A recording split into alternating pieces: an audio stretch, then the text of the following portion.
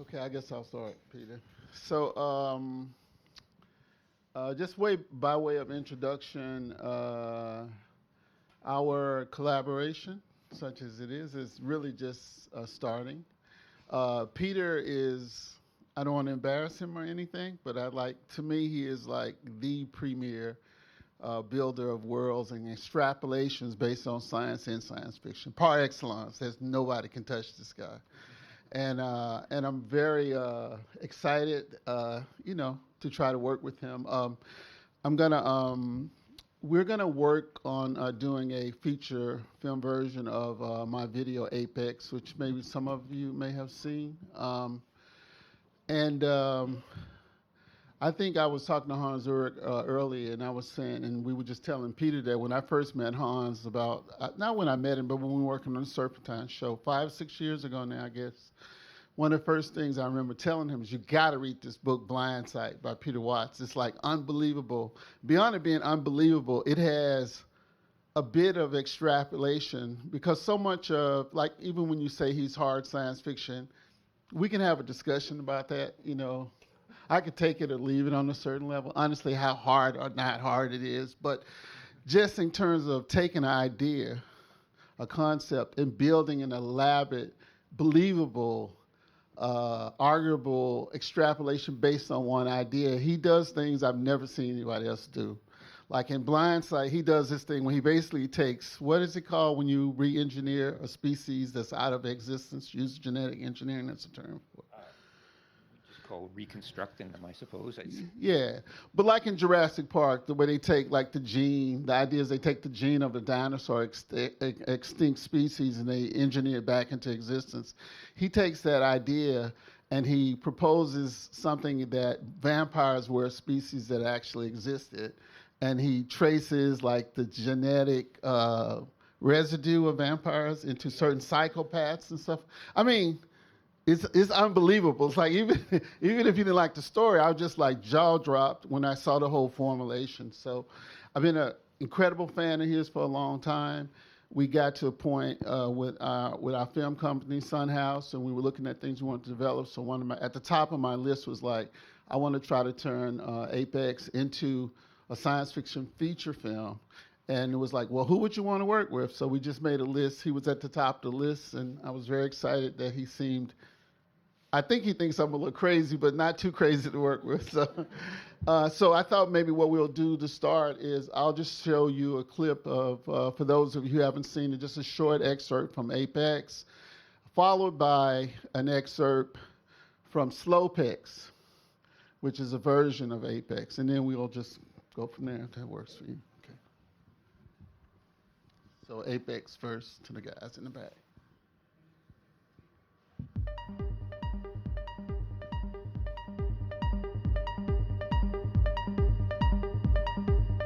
Turn it up.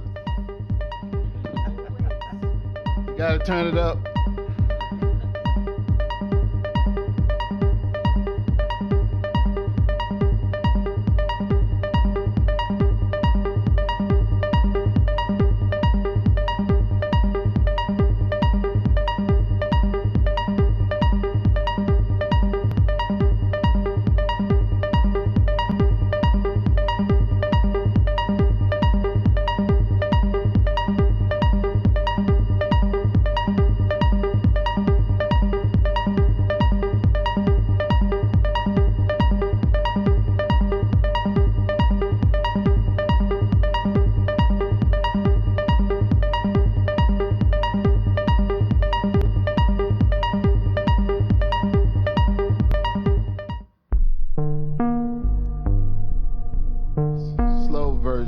Version.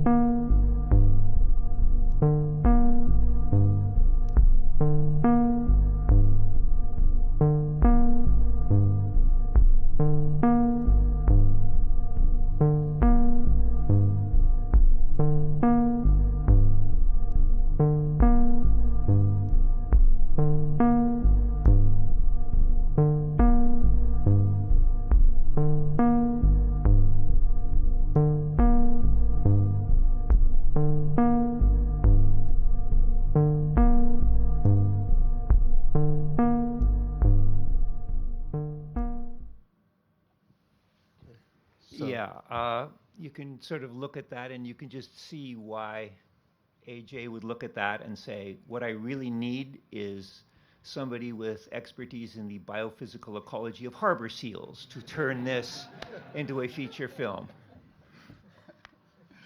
I'd also like to point out that until about 10 minutes ago, I thought that the NDA that I had signed about this meant that we couldn't talk about Apex, which is why I came up with a completely different title on the case for dystopia, and I was going to have this really cool little. But we still want to hear some of that. Okay, yeah, I was. I mean, one of the things I just say that's really funny to me is like, you know, because I just met Peter in person just like a couple of hours ago. We've been talking on Zoom for the last it's going on 2 years now. Yeah. Right? Yeah. And the first thing I said was like, man, you're a lot taller than I thought you were. I don't know. I had in my mind I was taller than you, so I'm a little thrown off by that. But he's got like elevators on the chair there, so the disparity's not quite as but high. I mean, the things I remember about the sort of initial conversations was like, well, Peter just seemed very perplexed. He was like, well, why me? You know, and I was like, you know, and obvious stuff I said, but we would just like, I always see myself, first of all, well, I see myself as myself, but also always see myself as a black person. Like, I'm very obsessed with what it means ontologically to be a black person in this space, you know, in this space time. It's fascinating to me. And I've been reading science fiction since, I think the first science fiction novel I read was a thing called Space Invaders when I was like maybe 9 or 10 years old. I think from the beginning I was very well aware that, hold it, I'm not sure I'm supposed to be identifying with the spacemen or the aliens. You know what I mean? Like, I think, to me, what science fiction is at core, and I think we were starting to have some, not debates about it, but we were pushing back on each other a little bit about what is science fiction. And my thing is, like, I think science fiction is always about the other, like, to me. Even though you have these different stages where it's about spaceships and stuff like that, but it always, to me, comes down to about being the other. And, like, so I just feel like, you know, like Sylvia Winters has said something like, black people we're like these things, but we're in this very weird, non-classical relationship between the subject and the object, you know? And so, as a consequence, almost all the science fiction I ever saw, I was always fluctuating between my identification with the heroes ostensibly, the good guys ostensibly, and the aliens. You know, anybody knows my work, I would say half the things I've done that use found footage always have the alien in it. H.R. Geiger's Alien, which I think is the greatest monster, maybe in the history of movies. Yeah, I mean, I would put John Carpenter's The Thing slightly above it because it was smarter. Oh, but okay. But certainly in terms of taking an earthly parasite like a human wasp and Right. turning that into this weird Freudian nightmare. Right. Yeah, the xenomorph is pretty unsurpassed. It's kind of a shame that they kept making that endless series of degrading sequels. Yeah, after the first two, I don't even. Those are like what's an apostate? What's the word? Apostate. I don't even recognize those as like even part of this series. But the first two though. But you know, and like I know a lot of people who know me knows I've been obsessed with from the beginning. And the first time I saw the Alien, meaning that movie, the first one, Ridley Scott's version, I was in high school. And I was like transfixed by it, but didn't really have enough information to talk about it. But like within the next 10 years, I had accumulated all this information about it. And with the sort of holy grail of it, at some point somebody said, well, you know, that's a black guy in that suit. And I was like, what? Yeah, this is like a 6'9" Sudanese art student from London who Ridley Scott saw walking down the street. His name was Balaji. I don't want to mangle his last name, but saw this 6'9" art student walking down the street and said, right, that's who should be in the suit. You know what I mean? Like, and you can't make shit up like that. To me, I'm like, that is such confirmation of everything that I believe, that this is de facto a cipher for black people, you know? So are you saying you were identifying with the xenomorph? Oh, yeah. It was clearly a brother from the beginning. I feel like my reading of Alien, my quick reading of Alien was always this. Alien is largely about good brothers and bad brothers, or as they would say, good niggas and bad niggas, right? The good niggas, so to speak, is Yaphet Kotto, who anybody who knows the history of Yaphet Kotto in movies is like whenever they cast Yaphet Kotto in the part, because he has very pronounced Negroid features, there's always a subtext of his Africanness or something. And he's the only black member of the crew. And when the alien first pops out of John Hurt in the very beginning, there's an incredible moment where all the crew are doing this. They are recoiling. Except Yaphet Kotto, he grabs a knife and he goes like this and tries to kill it. And there's a shot where they're literally in the frame, face to face, the alien and Yaphet Kotto face to face, and the other crew members are holding him back. And he's trying to kill it. And I always said, for me, that was because he recognized what it was from the beginning. More quicker than anybody else, he recognized, okay, I'm trying to do my job, get my bonus, and all these kinds of things they talk about. And this is the black man that's going to fuck my shit up. He's about to mess the whole configuration up, you know? And so I'm going to try to take it out as early as possible. He seems like the person who's set up best to survive in the beginning, because he's the one who said, yo, let's nuke this thing. Let's go up to the ship and nuke it from upstairs. Forget the bonus, forget all that stuff. But there's all these different opinions about how to handle it and stuff. So he seems like he's going to survive, and he actually ends up dying because the white woman who is the most seemingly incapable of surviving, she's like, there's a scene where, you see the xenomorph evolving from this little thing in the beginning, and in the end, it's a tall, like I say, literally a black man is standing there, and she, I forget what her name is, Nash or something like that. No, hang on, check. Lambert, exactly.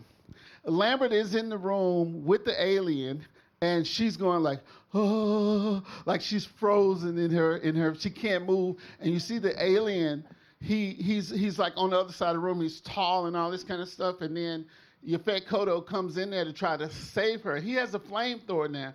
It's like, so even in high school, I was like, this is logical. He's got the flamethrower, burn the alien. He doesn't do that. What he does is tries to jump in between the alien and the woman. I think he tried to start the flamethrower and it was jamming. Or maybe I'm mixing that up with John Carpenter and The Thing. It is not jamming. He loses his mind. And rather than just burn the alien, he decides to intercede, put himself in between the alien and Lambert. And the alien turns really fast like that and uses his big black tail, right? Uses his big black tail to swipe him down. Yeah. He falls, and then the alien runs over to him, grabs him, and they're face to face, like they were in that very first shot. And then that's when the alien's teeth open up.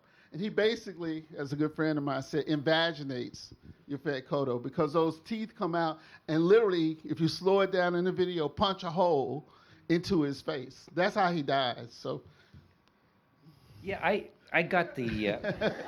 I'm sure you guys are all really relieved that the level of academic discourse in this conference has obviously elevated a couple of steps that we're talking about aliens. But yeah, I could have sworn, I got back in the day when that movie came out and you couldn't just get everything and stick it on a thumb drive. They would release these picture books that would basically show stills and screen grabs from the book, and then with like the dialogue underneath. It was like basically a photographic comic book, right? There was a picture of that, right? There was a picture of that scene. And I didn't see any facial features. I didn't see any hair. It looked to me like the alien was like punching him in the ass with its aversible pharynx. Punching him in the ass? In the ass. Like, it looked like he was taking a hole out of his ass. Hey, look, I didn't know what to read into that. I haven't seen that version. I just only know, I know the movie. But I mean, I'm just saying, it's the same thing, in effect. It really does amount to the same thing.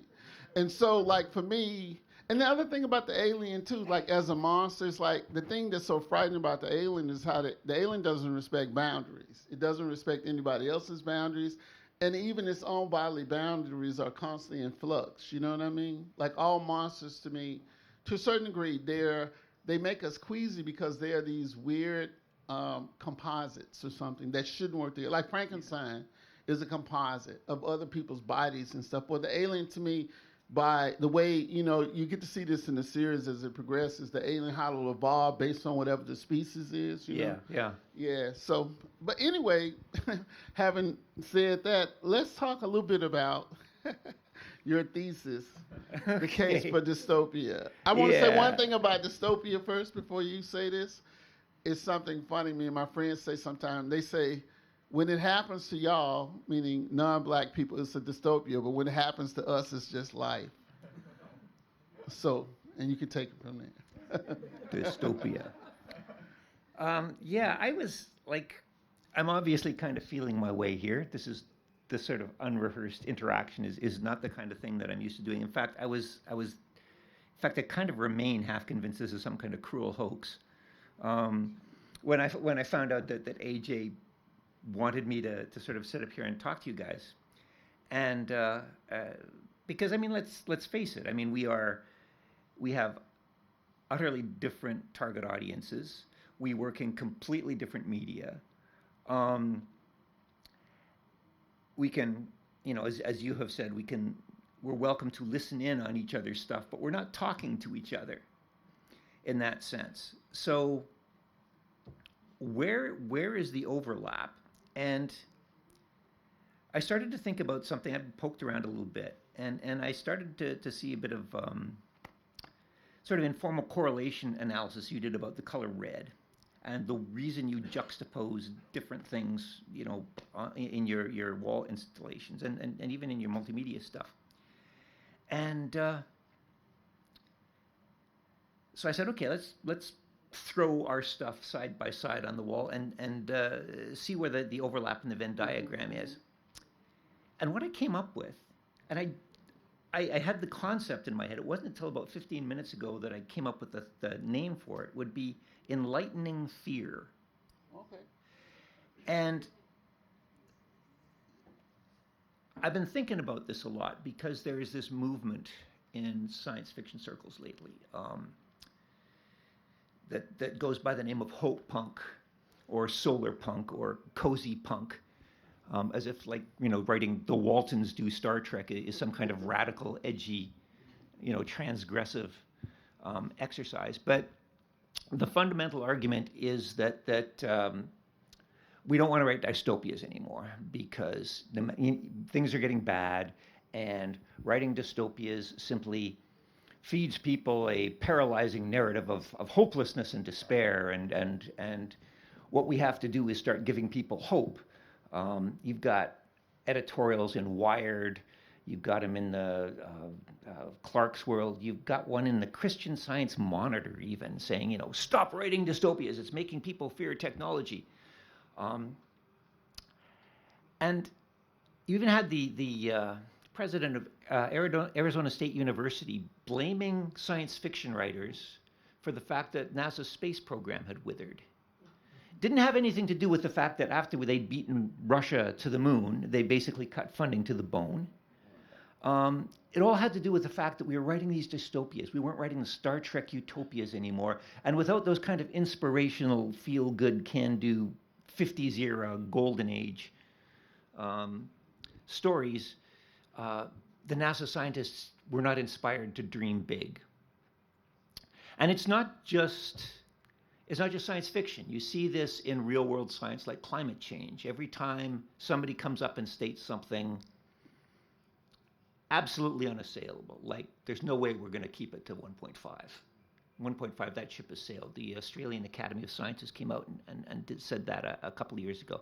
Immediately, the hope police sort of dump on it and say, oh, you should never not say it's virtually impossible. You should say it's challenging. You have to give people cause for hope. And it goes on and on and on like this. The worse things become, the more strident people get about you have to put on a cheery face. And this is kind of where you and I think, match up. Because there is something about fear that enhances memory formation. If you're studying for a chemistry test and I put a gun to your head, you're going to have an enhanced awareness that you are in danger, but you're also going to internalize stuff about chemistry better. If somebody's listening to a newscast in the next room, you will internalize that better. When you are afraid, you not only think faster, you think better, you remember stuff better, but you gotta be scared to do it. And how do you scare people about something that's really not gonna kick them in the ass for another 10, 15 years? I mean, it's happening now, but how do you get people scared about long-term problems that our brains are simply not our brains did not evolve to deal with long-term problems. Our brains evolved to deal with short-term local problems. And how do you get a species that is a storytelling-based species, to worry about things like that? Well, you give them scary stories. And this worked for me. I mean, literally, I read 2 really downbeat books when I was a kid, and they literally directed my career as both a marine biologist and as a science fiction writer. They literally changed my life. So I totally reject the premise that dystopias are counterproductive. If anything, I think utopias are counterproductive because they lull you into a false sense of, oh, well, we'll muddle through somehow. And this is where I see a kinship with your stuff, because, and you guys will have seen this, you're kind of a master of the surgical jump scare. Your stuff, and I don't imagine you thinking about this consciously, and I've never seen a review of your stuff that states it explicitly. But I'm wondering if what you are doing in a way with these pieces is, maybe subconsciously, maybe not, using, like, some of these images are creepy as shit. Oh, yeah. They jump out at you with no warning right after a picture of Mickey fucking Mouse, right? Like, you set us up and then you hit us between the eyes. And I know that you're not just going for a jump scare, but what those things do is they enhance awareness and they promote learning. And I'm wondering if on some level that might be what you're doing. You're curating this stuff in such a way that the message gets across more effectively by poking the amygdala. Thoughts? I mean, like, that's the most novel explication of how my work works that I've ever heard. But I have to say, it does sort of remind me of the kinds of things that people, when they say anything formal about, say, love is a message, say, for example, they'll say it's something about the hard cut from the uplifting moment to the downtrodden moment. You know, I never thought of it as a strategy. When you say the whole thing about fear and learning, certainly as a black person, that resonates for me. I mean, obviously, black people are not the only people in the world who have fear, but for sure, one of the big terms or defining sort of characterizations of black life, I'm thinking of my friend Sadia Hartman now, people would say the precarity of black life. And it's not to say that, you know, to be human and to be alive is to be fearful of things that could go wrong. And, you know, you want to go towards the things that seem like they're going to be good and away from the things bad. But there is certainly, like I like to say, black misery is overdetermined in this space, in this time space. And so, I mean, that to me strikes me as true.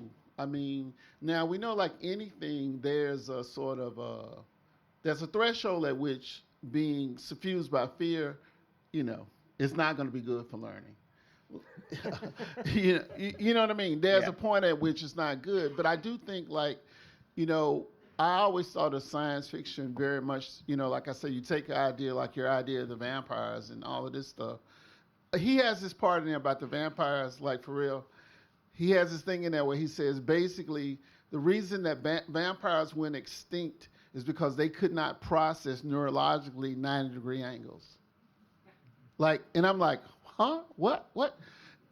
Basically, he says because vampires were seeing on multiple dimensions, it would cause a grand mal seizure in them if they saw 90-degree angles. Hence, as civilizations developed and we moved away from round structures and started having structures with 90-degree angles, like a vampire could not exist in this structure because it's thousands of 90-degree angles in this thing, right? So the whole idea that vampires were afraid of the crucifix as a Judeo-Christian thing, it had nothing to do with that. It was neurological. That is unbelievable. Extrapolation. Yeah, I hesitate to say this because Adam's probably out there somewhere, and the dude is an actual, honest-to-God neuroscientist. So he's probably going to yell bullshit at me. There you are, you bastard. Maybe you could like leave for 5 minutes.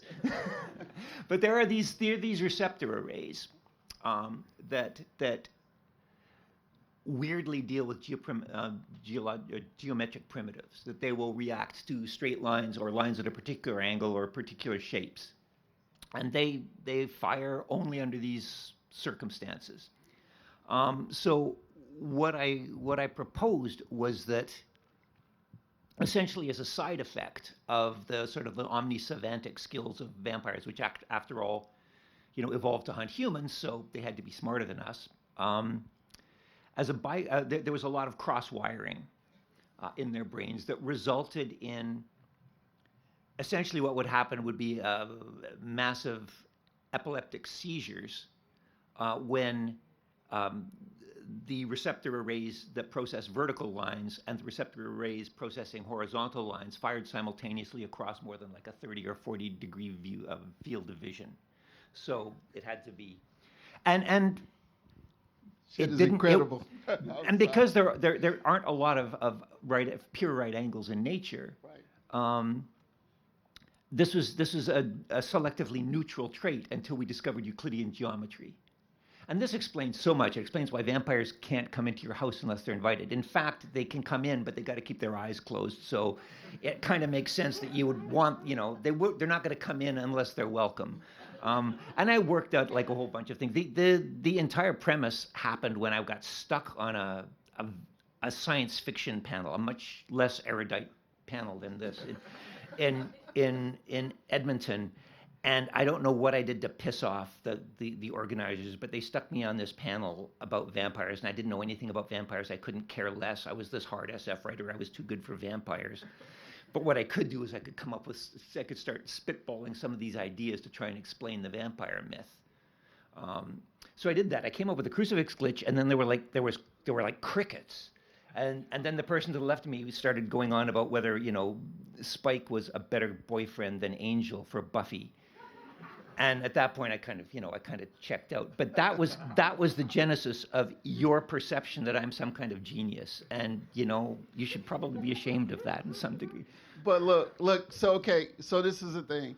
As a person who grew up reading science fiction, part of my thing is like it's kind of like if you go to a soccer match or a football game and you see somebody do something amazing, even though they lost, it doesn't matter. If they did something really amazing, if you're a fan, if you understand the art of soccer, if you understand the art of basketball, it doesn't matter that Allen Iverson lost to Kobe Bryant and whatever them, because his performance was so amazing. So to me, it's just like, as a person who loves science fiction, that's like an aria. Like, even if you didn't like the book, just the extrapolation of it is incredible. Now, to me, where that meets up with what I would call like black aesthetics or black being or something like that, that's to me like a jazz solo. Like, you got a tune, it could be a Tin Pan Alley tune, but when Coltrane, he's doing My Favorite Things, we think of My Favorite Things, we think of Julie Andrews in the Hills in the Swiss Alps or something like that, right? So he takes that melodic, thematic is implied material, and he distorts it. And then he comes back to, and these are a few of my favorite things, at the end like that. So to me, that's what that moment is like. This is really why, because when you say the hard science fiction thing, like Adam might say, I don't know, like, okay, that doesn't hold. It doesn't matter to me. It may matter to you. That's why it matters. That's why you're good at it, because it matters to you. It doesn't matter whether it holds at the end of the day. What matters to me is the intricacy of the construction. And it's this whole idea of, I would almost say, like, they say sometimes, like, in black culture, they say making something out of nothing. How you spin something. You find yourself in circumstances that are dire circumstances, and you figure out, you imagine yourself out of that, So that's, to me, that's an overlap there to me. So there's actually probably more overlap than even you would think, because I am increasingly of the opinion that the term hard science fiction doesn't really have much functional utility. I think it's a sliding scale, and I think it has more to do with the background of the reader than the writer. When I was in high school, I don't know how many of you guys heard of a dude called Larry Niven, but he was kind of back in the 60s, 70s, 80s lauded as the logical successor to Arthur C. Clarke, the absolute master of hard science. Larry Niven. Oh, Larry Ringworld? Niven. Yeah. I mean, his character development was not the best, and he's been called out for a not very nuanced view of women, which did not stop my wife from going out for lunch with him up in Nantes a couple of years ago. But anyway, true story. But anyway, the idea is, back when I was in high school, I regarded Larry Niven as like this really hard science fiction writer. And I still like his Aliens. And he still is a hard science fiction writer in the sense that he respects the process. Mm-hmm. He will interrogate a trope. He says, okay, let's say that this is the case. What are the logical... science basically says the universe can be understood. You can pop the hood and you can look at it. And maybe the details are wrong, but that attitude, I think, is what informs the genre. But Larry Niven also, his known space series involved genes that coded for luck and faster than light travel, right? And all this stuff is just bullshit. And so now Larry Niven, to my mind, is not a hard science fiction writer. Much of my stuff I'm considered the poster boy of science fiction. I actually put like dozens of peer-reviewed references in the backs of my novels, not because I'm especially rigorous, but because I'm trying to, I come from an academic background where the point of those Saturday hour, there's those Wednesday evening lectures, is to make yourself look good in front of senior faculty and make everybody else look really stupid. So I put references on all the dumb things so that nobody can, it's not don't come to me, this was published in Nature. So my stuff is going to be harder than Larry Niven's stuff. But the mechanism that I use, for example, how a particular apocalyptic microbe gets through the cell membrane, might fool anybody who's got maybe up to a master's, but I can tell you for a fact that an actual microbiology professor would blow it out his nose. Mm-hmm. And to some extent, then that means that Adam's opinion doesn't really matter. It's just a function of how comfortable you are with a particular level of knowledge. That's what makes the hardness of the science fiction, because pretty much everything we do ultimately is going to be fantasy. The whole point of science fiction is that you are proposing that something is different. Right. And by saying that it's different, you're saying that our understanding of the universe has changed in some way. Yeah. I mean, when I hear hard science fiction, I hear hard rappers, Like no. The hard rappers, most of them are not that hard at all. They're just, it's like fiction. They're I didn't know hard rapping was even a thing. Oh, yeah, there's hard rappers. Like, I mean, all the gangster rap, all that stuff would be considered hard. But the thing about it is, like, it's like a fiction. You know what I mean? Because I even think the evolution of the terminology inside of black culture would be like, okay, you would have said something was hip in the 50s. It was hip. And then it would be like Miles, the birth of cool. You say it was cool, right? And then it like you can see in the trajectory of the term from hip to cool to hard a kind of rigor mortis, a kind of stiffness setting in, and the whole thing, like this is off tangent a little bit, but it does come down to this whole question of what is your relationship to death and what is your relationship to a society, anti-black time space. Because so much of, like, if you take Rodney King, say, for example, people will say, oh, they just kept hitting Rodney King. Why didn't they stop? Why did they hit him 37 times? And they would say, well, because he kept moving. The suggestion being that if he had stopped and pretended like he was being dead on the first hit, they would have stopped, since the sort of, see what I'm saying, the unarticulated desire of it is to kill him. So there's a kind of strategy from hip to cool to being hard. It's a way of deflecting, like, injury, like, in a way. So I don't put much credence in the hard thing, but what I always go back to is what is it that people are trying to or suggest? What are they trying to evoke? Like, so that's how, when I hear science fiction, like, I hear it like that. Like, to me, it doesn't matter whether a PhD could blow your speculating out the water. That doesn't matter to me at all. What matters to me is the beauty of the speculating. If that I makes do sense. like to speculate. Yeah. So, like, to me, like, when I even think about, like, the process, even when I was first told, well, Peter, he's up to talking to you on Zoom just to see, what this is about. I remember the first time, like, I was telling you some of the basic narrative premises of Apex, and you were saying, well, that doesn't even make any sense. And you were breaking down, like, how they wouldn't have a hard drive in the North Pole or something like that, because that would burn up more energy than whatever we was trying to say. I mean, again, a great extrapolation, a great playing with the ideas is what you're doing, right? And it's not that difficult to imagine a scenario in which you realize, okay, the whole uploading personality thing is sort of big in pop culture these days. If that happens, it actually makes sense that there will be a subpopulation that says, this is how we reduce our carbon imprint. Right. We stop existing as carbon-based organisms and upload ourselves into the digital realm. Problem with that is that Bitcoin mining alone was enough to, like, back a couple of years ago, the level, who knows what's happened now that the market has crashed, but a couple of years ago, Bitcoin mining alone, and that's just Bitcoin, that's not even all crypto, that's not even blockchain, that's just Bitcoin. The waste heat generated by the farms that were producing those things were enough to add like 2 degrees to the global thermal budget by 2050, all by themselves. So that's not the kind of thing that an environmentally sane conservationist would do, but the premise was still solid. So basically all it comes down to is, okay, we use SSDs. We posit that we posit that the quantum computers have become stable. Or we move our entire server farm off-world, where it doesn't matter. You don't want to do that for some reason. I don't want to move it off-world because poetically it's not as interesting. Yeah, that's true.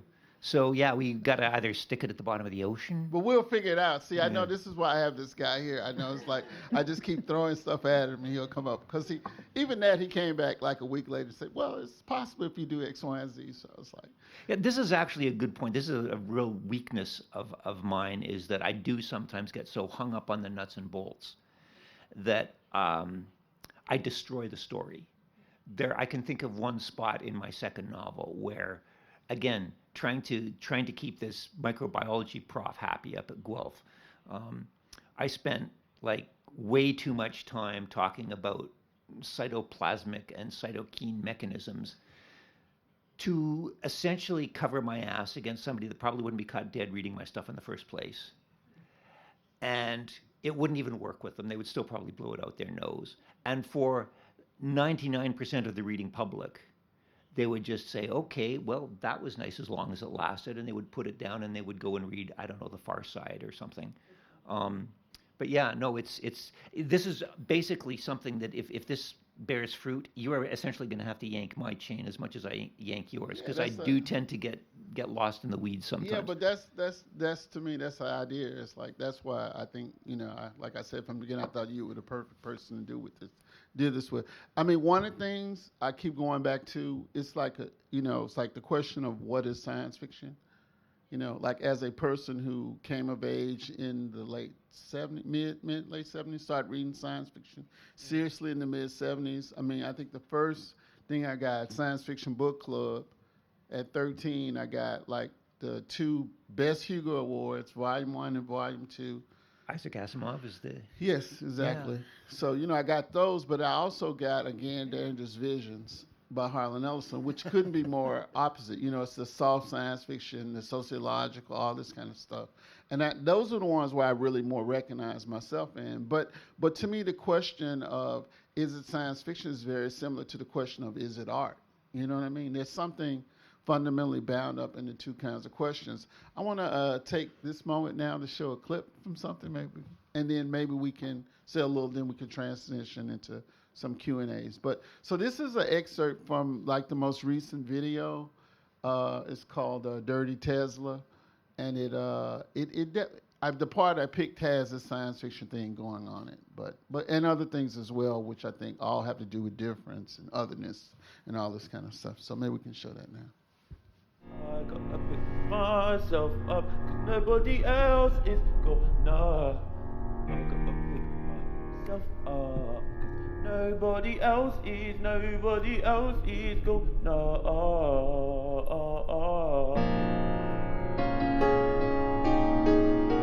It should all be fine if I do it. It should all be cool if I do it. Yeah.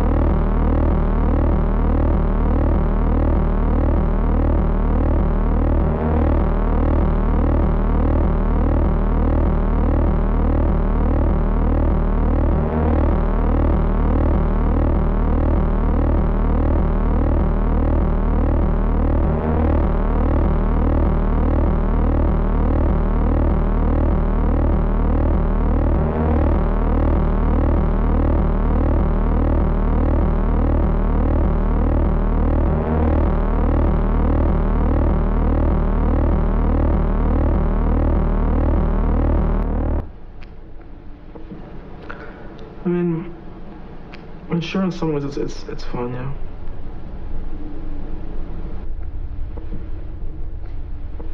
Actually, I am dealing with a little existential crisis here. Am I alive? Do I actually exist? Will I die?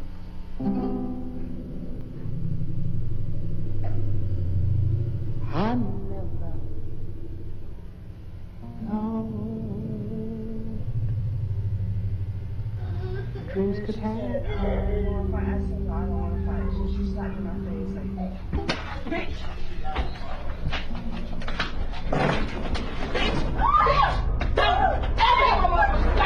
Bitch, I finished this! Bitch! Don't never see my motherfucking baby! Bitch! Bitch! Bitch! Bitch! You can't see your bitch! Get my baby here, bitch! Bitch! Yeah! Bitch, I got to hide my for your bitch! Bitch! You heard me, bitch? Say you sorry, bitch! Say you sorry, hoe! I'm sorry! Bitch, say you sorry! I'ma knock your bitch ass out! Say you sorry, hoe! Bitch! Huh? Say I don't care! Bitch! You hear my baby? You saw my motherfucking baby, bitch! You saw my baby! You ain't sorry, hoe! I'm calling on your bitch ass too! Put a side charge on your bitch ass! Show you how good it feels! You hear me? You hear me? Say, I don't give a fuck! Stand your bitch ass up! Stand your bitch ass up! I don't want to fight you! Stand your bitch ass up! You slap my baby! Stop slapping my baby! Stand your bitch ass up! How loud? This house like my dog!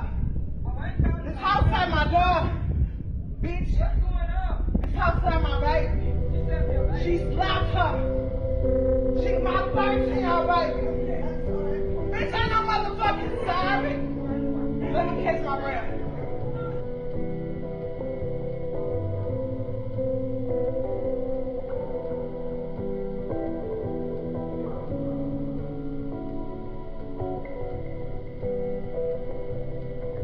The markings on your surface,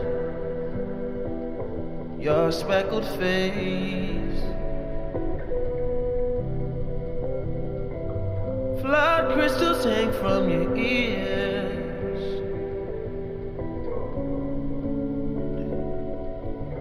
I couldn't gauge your fears.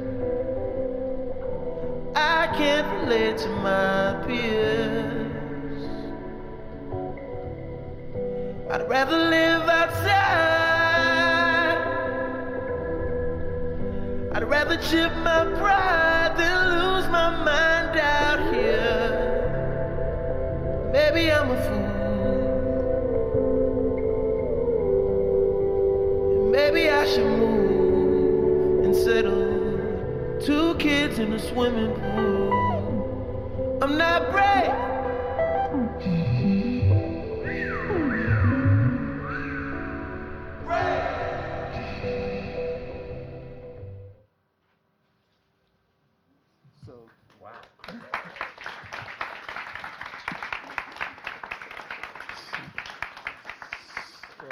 Okay, so to me that's science fiction.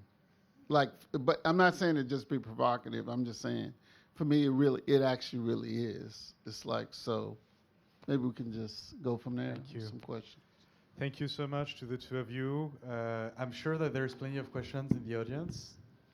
On peut aussi prendre les questions en français, comme je le disais. On peut.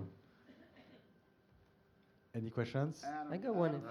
Adam, I think it's fair to give actually the mic to Adam. You're right.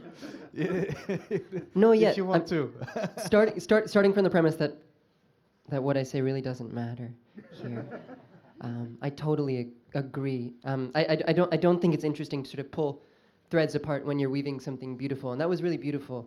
And the talk was humorous and superhuman. And thank you. That was like an awesome experience listening to it. I just wanted to give you something to play with the fear and memory question. There's the first researcher I worked with is a professor named John Gabrielli, and he studies something called flashbulb memories. And so, Peter, you were saying fear helps you remember, and there's some beautiful research on that. And the amygdala point, totally true. That's why if you breathe in through your nose versus in through your mouth while you're learning, you'll learn more, because your olfactory bulb is co-located with your amygdala. Breathing in through the mouth won't activate smell. The nose will. That's why smell and emotion are so intimately connected to memory. It's really beautiful. It's totally right. But then, AJ, you said that too much fear might not help you remember, but the way in which it doesn't help you remember is really interesting. So a flashbulb memory, a really intensely emotional experience, people will say, I know exactly where I was. I know exactly what I was wearing. I remember the sky, I remember the clouds, I remember what she looked like, she stood next to me. It turns out they're a lot less accurate than other memories, flashbulb memories, but people are much more confident in them. Fear doesn't make the story true. It makes you think the story is true, and it makes you unwilling to listen to another story. And so I just thought that's something to play with when you're thinking of fear, as you think about maybe fear as it's used in political regimes, or fear as it's used in artworks, in terms of making the story true versus making people think the story is true, and the difference there. Is there an adaptive function to that, do you know? To being utterly confident in something that's not true? Yeah, I think it's a really interesting question. I think the evolutionary psychology stuff, most of it is just good storytelling, so you'd probably be better at it than I would.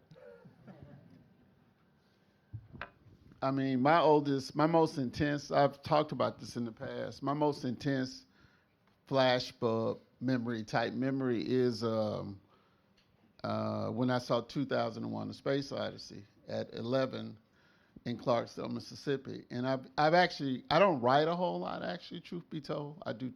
I talk and people transcribe it sometimes, but I very seldom write. But one of the few things I actually sat down and wrote was an accounting of seeing 2001 and how I remember, and maybe it's a question, whether I really remember it, but I remember the angle of the light in the auditorium when I came out. I remember the guy sitting in the booth, the manager of the theater. I remember walking up to him and saying, "Excuse me, sir, I just saw this movie and I don't know what it's about. Can you tell me?" And him just saying, "Son, I've been looking at it all week and I have no idea." Okay, I remember all of this, and I used to tell this story for years, like how I sat in the theater by myself with like maybe 3 or 4 other couples, and then after the matinee, everybody was gone except me. And then my brother told me about 3 years ago, I was sitting right next to you the whole time, right? I have no memory of him. I just completely erased him from the experience. So maybe you're right. Any other questions?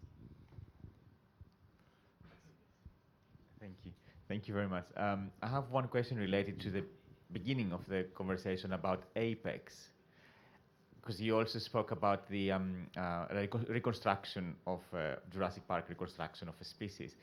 How would that apex work with this multitude of images and reconstructing parts, some of it, the sources, looking at the genetical material, which are the images, into a film? What is the stage of the development between the two of you at this moment? Well, it's just starting, but you know, Apex was preceded by a lot of by a scenario. Before I actually made the images to go along with the scenario. And I remember my friend John Aconfer, the first time I ever presented in public, it was at this thing that Renee Green had organized at MIT. And I remember John said, "This is just one of your mood boards with music on it." And I was like, yeah, precisely. I mean, I've compared it to like Totland's International, you know, the internet, which could never be built, you know, because my idea of it was that it's a $200 million science fiction film that can never get built. And what can get built, though, is this diagrammatic version of it. Now, my life has changed in the last 6, 7, 8 years.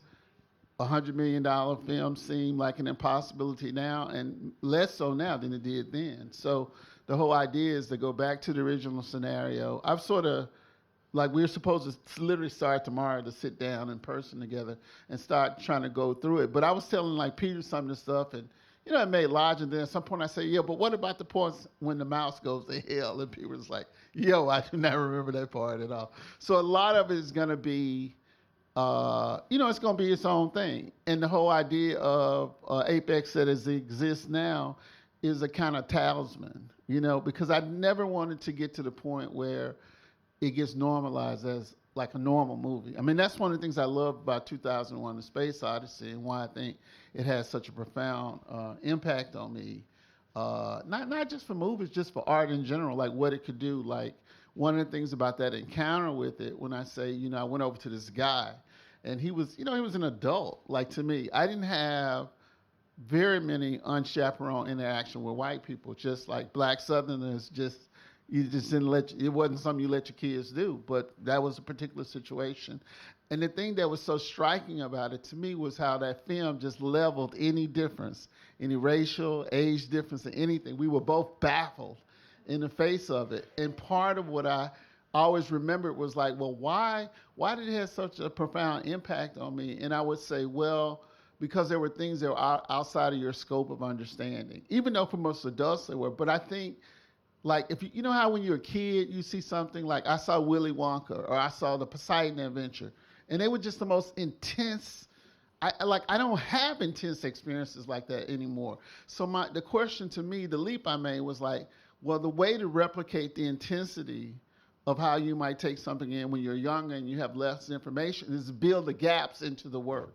Like, I think that's what 2001 does with these big leaps, these colossal elliptical narrative leaps that it makes. The fact that nobody talks for the first 20 or 30 minutes of the film. Yeah. And then in the end, hardly anybody talks in the end of the film. But the robot talks more than the people talk. You know what I mean? The robot or HAL exhibits more emotionality than the astronauts who seem narcotized. You know, it's like those kind of disjunctions, I think, is why that film, you know, it's like they just did the top 100 films of sight and sound for the first time, I guess, in 10 or 20 years. And 2001 is certainly the only science fiction film in the top 10.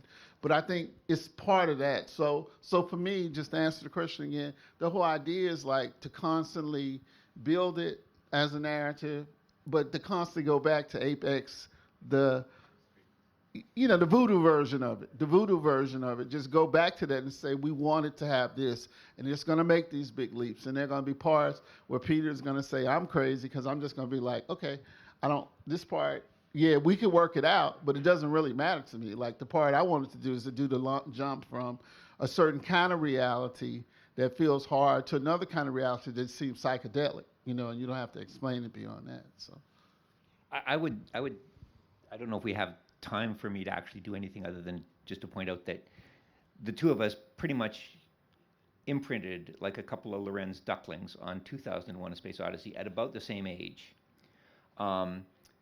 That as a profoundly influential movie goes, I can't think of another movie that has been A, so profoundly influential, but nobody even bothered to try and copy it. Like most movies, you know, Star Wars comes out and every knockoff from that point on was a Star Wars ripoff. You got Galactica, you know. But 2001, it's like it was both profoundly influential, but people realized they would never hold up. And thirdly, if you want probably the best meta commentary on 2001 that I've seen this century, look at the trailer for the new Barbie movie. Barbie? You will not, yeah, based on the Ken doll, the Barbie doll, yeah, it does a pretty good 2001. Trust me, go there. Check I'm about it to out. rush out and look for it right now. I thought you were going to say Megan or something, because Megan, that trailer is pretty dope as well. Yeah, okay, cool. Anything? I had a question actually. Oh, Hans has a question. Yeah, and I wanted to ask you both about the metaverse, because looking at ecopraxia, there is of course the idea of half of the population being in this kind of ersatz security of a virtual environment, and the protagonist kind of rejects that. And given the fact that the whole metaverse discussion was prompted, of course, by Neil Stephenson, or came out of science fiction, I just thought for this whole conversation, it would be great to hear from you both about that. About the metaverse, and also, of course, in relation to ecopraxia, where there seems to be a rejection of that by the protagonist, no? I wouldn't think that ecopraxia per se was a rejection of the metaverse. I mean, it's a very cool, the way Stevenson originally perceived it, the way Gibson perceived it with cyberspace in his Sprawl trilogy. It was all very evocative, and I see absolutely no reason why it couldn't, be a force for good and for connection. The problem, of course, is that I could have said the same thing about the internet around the turn of the century, and look how that turned out.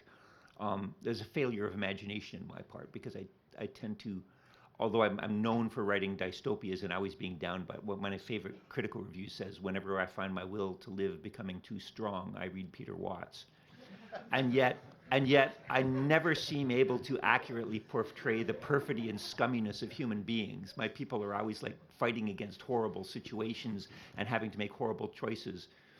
But none of them are Elon Musk, right? None of them are the Zuckerberg. None of them would bomb an abortion clinic or start a war on false pretenses to line the pockets of their buddies in the oil industry. Whenever I try and write a villain like that, they come across as being very sort of mustache twirly and two-dimensional. So yeah, I think I don't reject personally the metaverse so much as I reject the creators. I basically reject humanity. Well, like I don't like the metaverse in terms of the technological metaverse, where there's these different virtual realities. That's one thing. But like, what was the name of the movie that A24 came out with? What's that?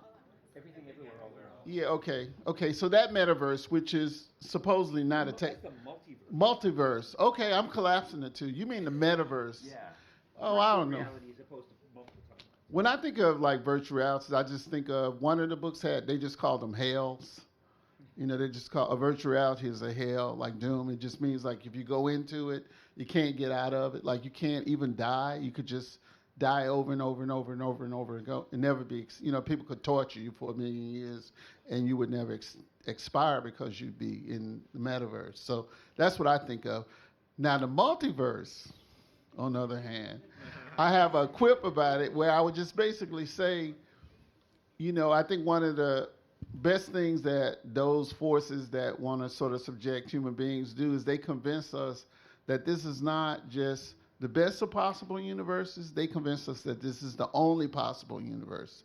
Because if you say it's the best of possible universes, at least you can debate, well, what would other universes look like? So for me, a big part of science fiction to me is just imagining other possibilities. I love Samuel Delany said the best. He said, I want to write science fiction with black people, but I want to write science fiction where you could be black, but it might mean something totally different than what it means now. So it's not like a future with no black people. It's a future with black people, but that might mean something than it means now. So that's what I would say. I don't know if that answers.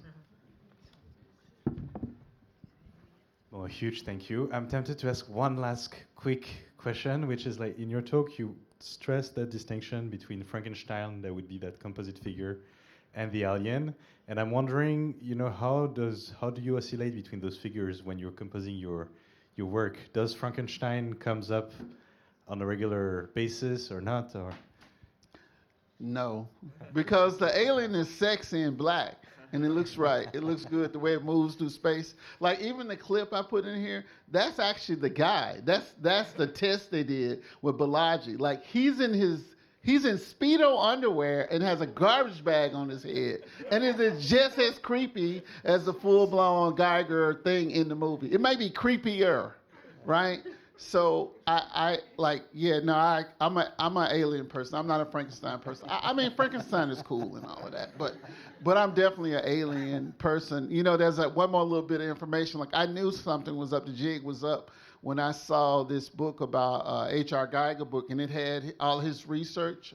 It had photos in the studio, and he had a authentic traditional African walking cane, a Yoruba cane, that had literally was like the stick of the alien, like the body is, and it had the alien's head on it, the handle. It had the face on the front and the penis on the back, just like the alien does. Like the alien has a face on the front, and you notice like in the end when he's trying to get Sigourney Weaver, you see that they have a penis on the back of the head. So the alien is an African god, just like Mickey Mouse is. So, yeah. So anyway. That's a conclusive conclusion.